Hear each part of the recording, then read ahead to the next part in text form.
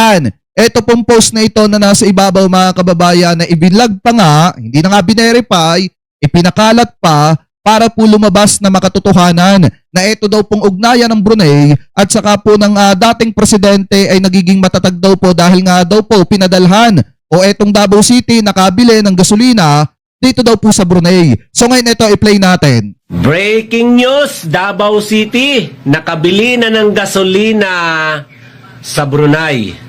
Dumating na sa Davao City ang gasolina galing. Ay, shoutout kay Best Ninyo Barsaga ha. Sabi dito yung mga patay gutom na political vlogger ni Inday, Chucky, isa-isa ko pinapangalanan sa live ko kanina. Kaya nga di ba? Nanonood ako kanina doon. Mega love shoutout sa iyo, Bes ha. Thank you sa pagsuporta at pagpunta. Brunei. Pakinggan nyo. Ang Davao City nakagawa na ng paraan kung paano matutulungan yung mga kababayan nila sa Davao. Pero yung presidente ng Pilipinas, bangag pa din. Normal pa din ang lahat.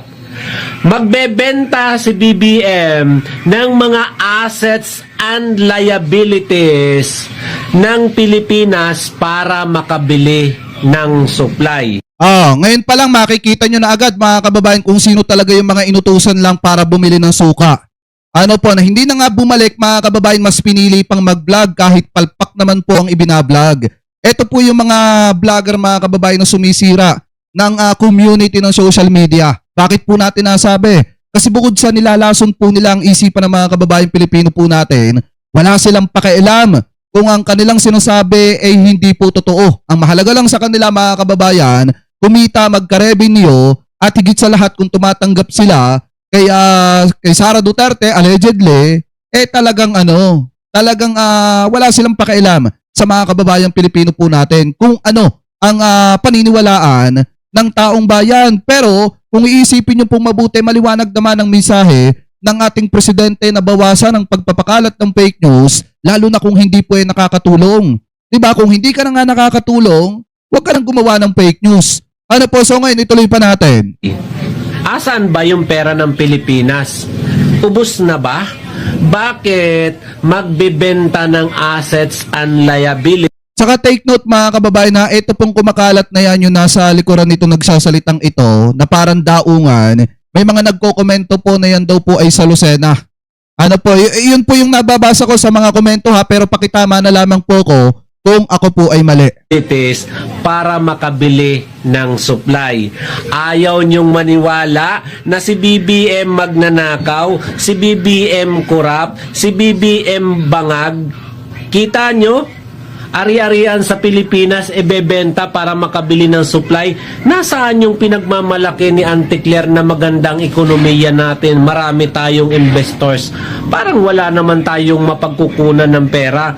Wala na bang gustong magpautang sa isang adik na magnanakaw na presidente? Kaya ari-arian na lang ng Pilipinas ang ibebenta? Kuya Waray pala, follow for more. Wag nyo na i-follow to. Etong si Kuya Waray na ito, literal na fake news mga kababayan. Diba, literal na fake news po ito. Kasi hindi po nagre-research. Ayan literal na fake news mga kababayan. Kaya naman pala, nasa grupo naman pala ng kampo ni Sara Duterte. Kaya wala silang pakialam kung mag-invento po sila ng ka-fake newsan para sirain po ang ating pamahalaan. So ngayon kung makikita po ninyo, ito yung gagamitin ko, galing mismo sa kaalyado po nila. Ang nag-post nito mga kababayan ay si Atty. Vic Rodriguez. At ayon po kay Atty. Vic Rodriguez mga kababayan, sinasabi daw po ito ng City Information Office Head ng Davao City Hall. Sabi po dito, on the report arrival of gasoline in Davao City from Brunei that was posted on social media, we have no information regarding the illegal oil supply from Brunei arriving in Davao City. Bakit sinasabi mga kababayan na illegal oil? Kasi nga wala pong karapatan. Eto, pakitama na lamang po ulit ako. Wala pong karapatan ng mga local government mga kababayan na bumili ng langis. Ang gumagawa po ng paraan yan ay ang ating national government. Ano po, so ngayon ituloy pa natin. Sabi pa dito, the city government has not held any discussion with Brunei on this matter. Thank you. Ang nagsabi po niyan mismo mga kababayan ay ito pong si Harvey na City Information Office Head ng Davao City Hall. Ayan o, mismong galing po yan. Then ang nag-post niyan ay walang iba kung hindi si Atty. Vic Rodriguez. So ibig sabihin mga kababayan, literal po na fake news talaga yung mga vlogger ni Sara Duterte. Alam niyo mga kababayan, sa totoo lang itong hindi ko maintindihan. 'Di ba? Bakit kaya mas pinipili ng mga didisit na gumawa ng fake news para lamang siraan ang ating pamahalaan at pabanguhin ang pangalan nito pong mga Duterte kahit mismo mga kaalyado na rin mismo nila ang sumusoplak po sa kanila? Di po ba? O bakit ba sinasabi dito nito pong City Information Office Head na si Harvey na illegal daw mga kababayan yung gasolina o yung pagkuha ng gasolina sa Brunei ng Davao City Hall. So ngayon ito, wait lang ito pa nga yung isa Ayan galing naman ito sa Davao News. Yan sinasabi din dito mga kababayan na wala din pong katotohanan yung kumakalat sa social media na may dumating na gasolina galing po sa Brunei, diyan po sa Davao City. So ito, pakinggan natin mga kababayan, ito nakita po nating video galing kay Kuya Rex Suarez Sabido. So ito, i-play po natin. Information Office Head na nakabili ito ng langgina. Mabuti pa ang Davao, nakabili na ng gasolina sa Brunei. Fake news! Hindi po sila authorized to import fuel. Diba? Bakit? May oil depot ba ang Davao? Guys, hindi totoo ito kasi pinabulaanan mismo ng Davao City Information Office Head na nakabili ito ng langis sa Brunei. Ibinahagi pa ito ni Atty. Vic Rodriguez sa kanyang Facebook account Diba? na wala umano.